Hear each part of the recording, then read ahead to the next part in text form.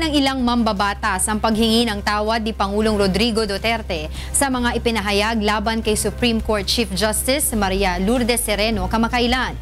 Ito ang balita ni Rosalie Cos.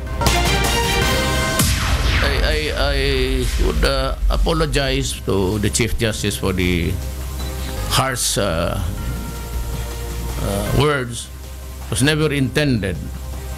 But ako kasi, because of the magnitude of the problem, it was my way of solving the problem within the ambit of my powers as President.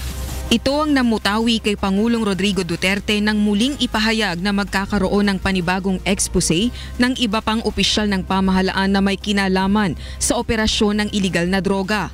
Kamakailan ay nakapagbitiw ng matitinding pananalita ang Pangulo matapos sumulat sa kanya si CJ Sereno dahil sa mga pinangalan ng huwes na umano'y sangkot sa iligal na droga.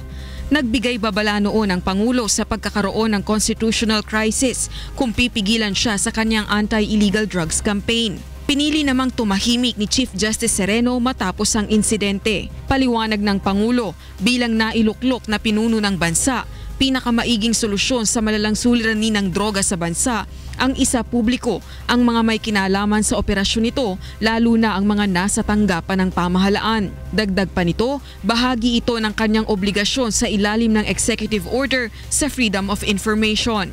Positibo naman ang pananaw ng ilang mambabatas sa ginawa ng Pangulo. Ayon kay Senador JV Ejercito, nagpapakita ito ng pagiging mapagkumbaba ng Pangulo.